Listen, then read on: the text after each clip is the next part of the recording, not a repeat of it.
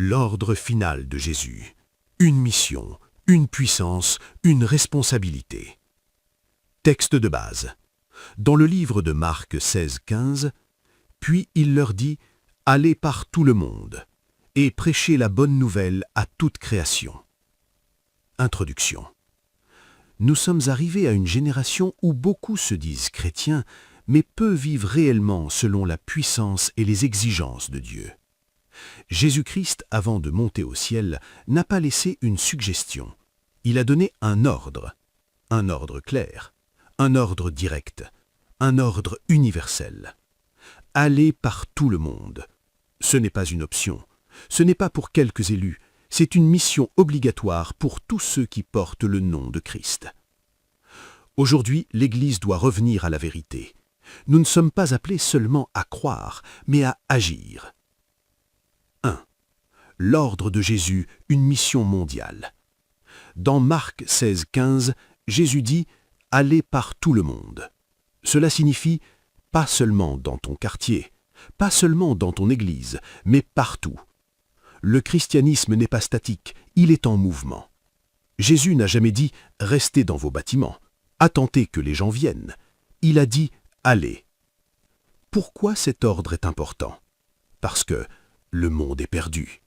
Les âmes souffrent, les gens meurent sans Dieu, et Dieu compte sur toi. 2. Les 5 choses que Jésus faisait sur la terre. Pour comprendre notre mission, regardons comment Jésus vivait. Dans Matthieu 4, 23, Jésus parcourait toute la Galilée, enseignant, prêchant, guérissant.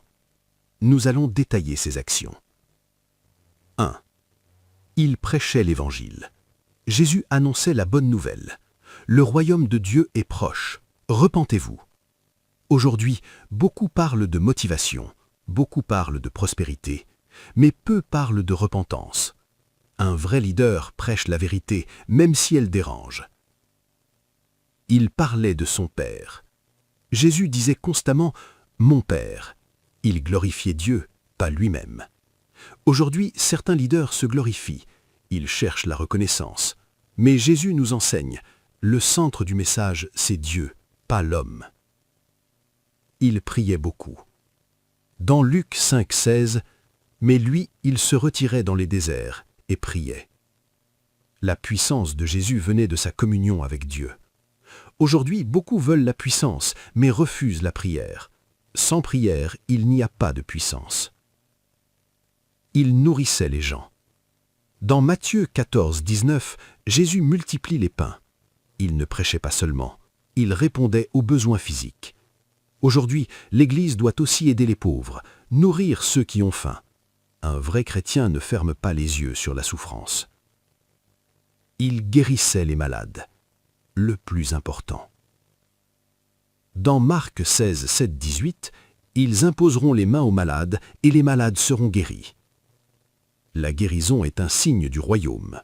Aujourd'hui, beaucoup parlent, mais peu démontrent la puissance. Dieu veut restaurer la puissance dans son Église. 3. Le Saint-Esprit, une obligation pour les leaders. Écoutez bien ceci. Tu ne peux pas accomplir la mission sans le Saint-Esprit. Dans Actes 1, 8, vous recevrez une puissance, le Saint-Esprit survenant sur vous. Ce n'est pas une option. C'est une nécessité. Pourquoi le Saint-Esprit est obligatoire? Parce qu'il donne la puissance, l'autorité, le discernement, les miracles. Sans le Saint-Esprit, tu es limité. Message fort. Un leader sans le Saint-Esprit est dangereux. Pourquoi? Il parle sans direction, il agit sans puissance, il conduit sans vérité. L'Église a besoin de leaders remplis du Saint-Esprit. 4. Nous devons prendre la parole de Dieu au sérieux.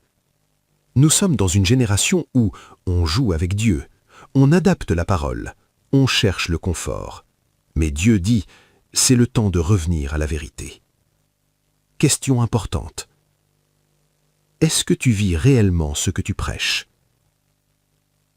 5. L'Église primitive, un modèle d'unité. Dans Actes 2, 44-45, tous ceux qui avaient cru étaient dans le même lieu et ils avaient tout en commun. Comment vivaient les disciples? Ils étaient unis.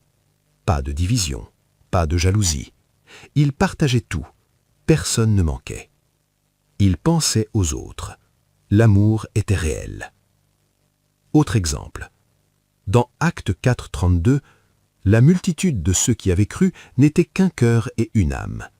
Voilà la vraie Église. 6.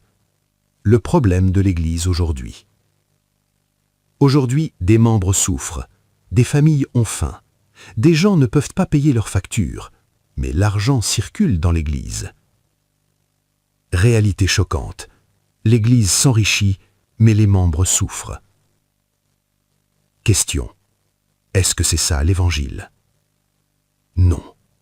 Ce que Dieu veut, une Église qui aide, une Église qui partage, une Église qui aime réellement. 7. Dieu appelle une nouvelle génération. Une génération qui prêche avec puissance, qui vit dans la vérité, qui marche avec le Saint-Esprit, qui aime sincèrement. 8. Appel final. Bien-aimés, l'ordre a été donné. Allez. La puissance est disponible. Le Saint-Esprit. Le modèle est clair. Jésus. Aujourd'hui, tu dois choisir. Rester religieux ou devenir un vrai disciple. Jésus revient bientôt. Et la question n'est pas « est-ce que tu vas à l'église ?» mais « est-ce que tu accomplis la mission ?» Déclaration finale. Je ne serai pas un chrétien passif, je marcherai dans la puissance, je prêcherai l'Évangile, je vivrai selon la parole, je serai rempli du Saint-Esprit. Prions ensemble. Seigneur, remplis-nous de ton esprit. Donne-nous la puissance d'accomplir ta mission. Transforme nos cœurs. Rends-nous utiles pour ton royaume. Au nom de Jésus. Amen.